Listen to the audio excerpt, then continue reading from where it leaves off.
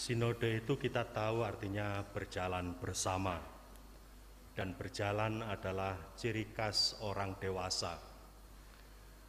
Anak kecil tidak berjalan bersama, tidak belajar berjalan, kata Romo Mangun. Anak kecil itu belajar berlari, dan setelah dewasa baru belajar berjalan. Karena itu anak kecil selalu jatuh-jatuh yang kita katakan ketika belajar berjalan, karena ingin cepat-cepat. Dan itu Romo Mangun mengatakan sesungguhnya anak kecil itu belajar berlari, dan setelah dewasa baru kita belajar berjalan. Kita belajar berjalan untuk tidak cepat-cepat, untuk kita atur langkah-langkah kita sedapat mungkin seperti Pragawati kalau bisa. Dan supaya nampak anggun, nampak berwibawa, nampak lebih cantik atau lebih ganteng, kita tambahi dengan berbagai aksesoris. Entahlah sepatunya, entahlah bajunya, entahlah riasannya. Dan begitulah kita berjalan, mengatur diri, langkah kita untuk dilihat oleh orang lain sebagai yang berwibawa, sebagai yang anggun, sebagai yang hebat. Tetapi dengan itu berarti perjalanan itu tidak tulus. Tidak seperti anak kecil yang berlari tadi itu, walaupun jatuh-jatuh, itu kerinduannya untuk terbuka kepada dunia yang lebih luas. Tetapi dengan berjalan yang dibuat-buat, kita justru self-centris, memikirkan diri sendiri. Kita justru menutup relasi kita dengan orang lain secara terbuka. Karena apa? Karena kita lebih mementingkan diri sendiri ketika kita tidak tulus. Berjalan bersama seharusnya tidak memikirkan pikiran-pikiran sendiri, angan-angan sendiri. Seperti Petrus tadi dikatakan oleh Yesus, itu bukan urusanmu. Urusanmu adalah ikutlah aku. Memikirkan apa yang dipikirkan oleh Tuhan untuk dapat bersama mendiami kebersamaan ini dengan penuh keharmonisan dalam berbagai perbedaan, persaudaraan yang sejati. Hanya mungkin kalau bisa dibangun kalau kita mempunyai sikap yang positive thinking, atau yang dalam sinode tahun 2017 yang lalu kita menggunakan istilah positive inquiry, menggali hal-hal yang positif dari umat, tidak menjudge, tidak menghakimi dan menyalah-nyalahkan. Sebab di antara para umat, di antara komunitas, di stasi maupun lingkungan, ada begitu banyak hal positif yang perlu diangkat, yang perlu disampaikan agar disadari, dan karena itu, karena disadari maka dihidupi dengan penuh gairah. Tetapi kadang-kadang kita memang kembali kepada kemanjaan, kembali kepada keinginan agar diperhatikan, self-centris itu, keinginan agar dilayani. Sinode ini yang bertepatan dengan tahun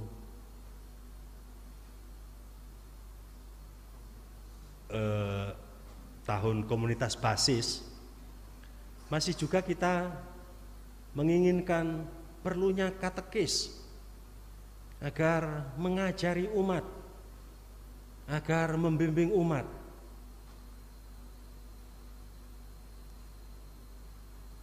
Ada berbagai penghayatan hidup menggereja yang barangkali dapat menjadi refleksi kita. Ada cara menggereja yang disebut provided church, gereja nyadong, gereja yang puas dengan disuapi, gereja yang artinya pastor sentris. Apa-apa pastor, anak sakit pun pastor, anak perlu sekolah pun pastor. Apapun, mendirikan sekolah dan seterusnya pastor. Sampai genteng bocor pun dari gereja, dari pastoran juga pastor. Umat hanya sedakep, diam, menonton. Itu provided church yang pastilah tidak kita inginkan. Kita menginginkan umat yang hidup-hidup dalam menghayati imannya. Masih ada Church of Helpers, cara menggereja yang menekankan gereja sebagai penolong.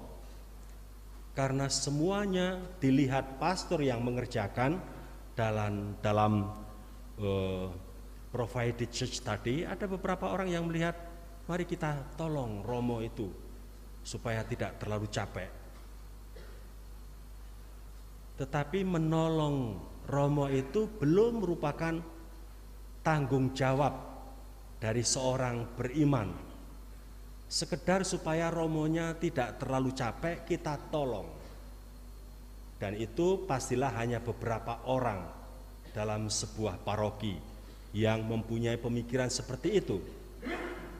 Yang pastilah kita harapkan juga tidak terjadi di paroki kita di zaman sekarang. Ada Church of Ministries, gereja para pelayan. Bukan penolong yang hanya beberapa orang, tetapi pelayan. Ada begitu banyak kelompok. Ada WKRI, ada Ormas ini, ada Legio, ada ibu-ibu, ada kelompok bapak-bapak, ada kelompok usahawan, ada kelompok macam-macam.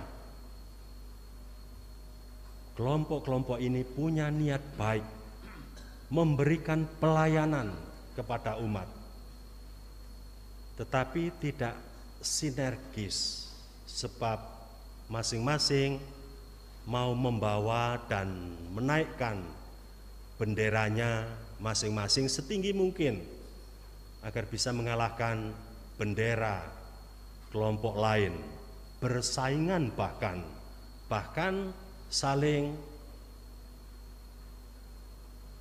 merendahkan.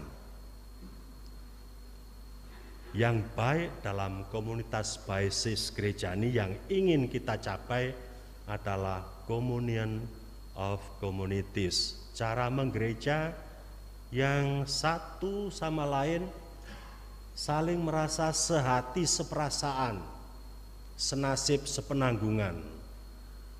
Komunitas-komunitas itu bukan lagi komunitas profesi, bukan lagi menaikkan bendera setinggi-tingginya kelompoknya, kelompok kita. Tetapi setiap orang yang hidup di lingkungan merasa senasib sepenanggungan, dan karena itu apapun profesinya, termasuk kelompok apapun dirinya, entah kelompok doa apa, atau kelompok ormas apa, atau kelompok politik apa, dia adalah saudara dan saudari dalam kemanusiaan, sedemikian sehingga tak seorang pun akan merasa terasingkan atau direndahkan atau tidak dihargai, melainkan karena dianggap bagian tak terpisahkan dari dirinya, dia saudara dan saudari dalam kemanusiaan. Sebab komunitas basis gereja ini tidak hanya terbatas pada penghayatan iman, tetapi penghayatan hidup sosial bersama dengan semua orang dari kelompok lain. Saudara-saudari yang terkasih, kita menuju kepada gereja yang dewasa, yang pelan-pelan kita mau meninggalkan istilah yang masih akrab di pikiran kita, gereja zaman misionaris, provided church tadi, gereja yang disuapi tadi, yang puas dengan nyadong. Kita ingin berpartisipasi dalam kehidupan keberimanan kita maupun dalam kehidupan sosial kemasyarakatan kita. Tidak ingin dan tidak baik kalau kita hanya sedakep, diam, menjadi penonton. Kita ingin aktif, ambil bagian. Bapak Suci, saya merasa memandang gereja Asia sebagai gereja yang ideal, yang menghidupi komunitas basis dengan sungguh-sungguh, bukan seperti gereja di Eropa Barat yang sedakep diam itu, yang pastor sentris itu. Tetapi gereja di Asia semuanya terlibat dalam kegiatan menghadirkan kerajaan Allah. Kita tidak ingin menjadi penonton, dan karena itu Bapak Suci mengajak untuk bersinode, berjalan bersama, merenungkan komunitas kita, kesatuan kita dalam komunitas-komunitas kita, komunion, merenungkan partisipasi kita yang sebaiknya sungguh satu sama lain bergandeng tangan demi misi, demi mewartakan sukacita kerajaan Allah yang dibawa oleh Yesus. Semoga Paulus juga menginspirasi kita dalam bacaan hari ini, betapa kehidupan yang sulit tidak mengurangi dia untuk bersemangat dalam mewartakan Injil. Dan dalam Injil sabda Yesus, bukan urusanmu tetapi urusan Tuhanlah yang mari kita perhatikan dan kita laksanakan. Tuhan memberkati kita. Amin.